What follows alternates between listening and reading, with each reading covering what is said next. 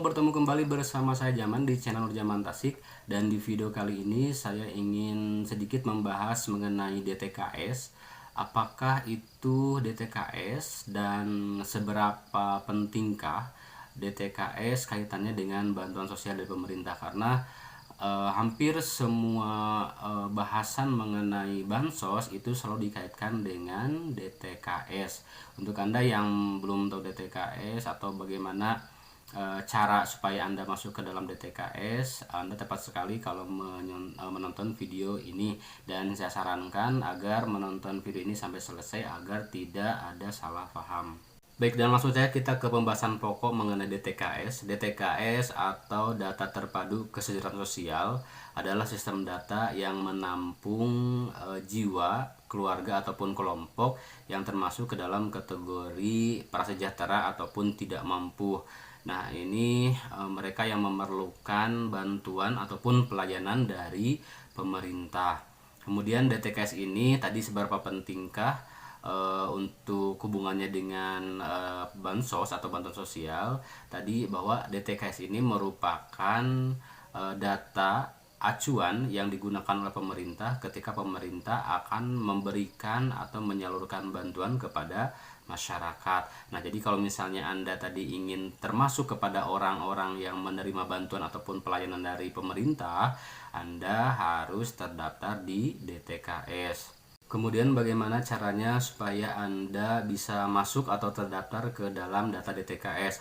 Sebetulnya ada dua cara bagaimana Anda masuk ke dalam data DTKS. Yang pertama, jika Anda merasa merupakan keluarga prasejahtera atau keluarga tidak mampu, maka Anda bisa datang ke desa atau kelurahan masing-masing untuk meminta Anda agar dimasukkan ke dalam data DTKS. Namun biasanya sebelum Anda nanti dimasukkan ke data DTKS, di tiap desa atau kelurahan masing-masing akan diadakan musyawarah desa atau musyawarah kelurahan, yang mana nanti akan membahas apakah orang-orang yang mengajukan untuk masuk ke dalam data DTKS ini layak atau tidak. Karena tadi tentu ada penyaringan dulu atau ada verifikasi data.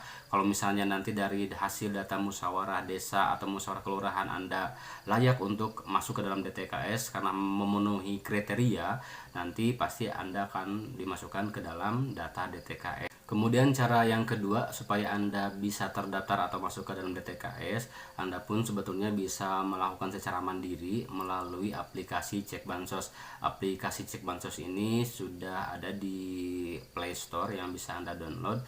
Nah, di sana setelah Anda download, Anda silakan melakukan registrasi ataupun pendaftaran. Kemudian nanti juga Anda akan diminta untuk mengisi beberapa data.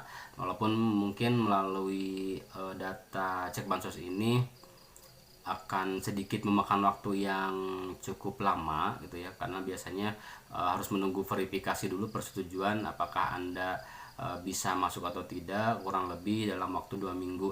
Walaupun demikian, mungkin tidak ada salahnya Anda untuk mencoba mendaftar melalui aplikasi Cek Bansos ini agar bisa masuk ke dalam data DTKS. Namun saya ingatkan, ketika misalnya Anda sudah terdaftar di data DTKS desa, maka Anda tidak perlu lagi mendaftar melalui aplikasi gitu ya. Jadi pastikan dulu apakah Anda ini sudah terdaftar di DTKS desa atau belum. Tapi kalau misalnya belum dan mungkin Anda tidak ada atau belum sempat ke desa, maka Anda pun tadi bisa mendaftarkan diri untuk masuk ke dalam DTKS melalui aplikasi Cek Bansos tersebut. Nah, kemudian kelebihan dari aplikasi Cek Bansos ini, selain misalnya Anda tadi ingin masuk ke dalam DTKS, Anda pun tentu bisa melaporkan atau mengusulkan ketika misalnya ada orang-orang di sekitar Anda yang mereka itu mendapatkan bansos tapi sebetulnya sudah tidak berhak. Nah, di sana pun di aplikasi Cek Bansos pun ada sebetulnya menu yang bisa istilahnya melaporkan ketika misalnya ada warga yang dia itu sudah tidak berhak. Namun hal ini perlu Anda sertakan juga bukti-bukti gitu ya, bukti-bukti yang bisa dipertanggungjawabkan. Tapi ingat, ini pertanggungjawabannya tidak hanya di dunia tetapi juga di akhirat. Jadi jangan sampai gara-gara mungkin karena tidak suka dengan si A, misalnya dia dapat bansos, akhirnya Anda melakukan pelaporan bahwa si A ini tidak berhak untuk mendapatkan bansos, padahal sebetulnya masih berhak mendapatkan bansos tadi. Ketika misalnya Anda mau melaporkan seseorang bahwa dia sudah tidak layak menerima bansos, tentu Anda pun tadi harus memiliki bukti-bukti bahwa memang orang tersebut tidak berhak mendapatkan bansos, yang buktinya itu bisa dipertanggungjawabkan dunia dan juga akhirat ya. Oke, itu yang bisa disampaikan untuk video kali ini, semoga bermanfaat. Terima kasih.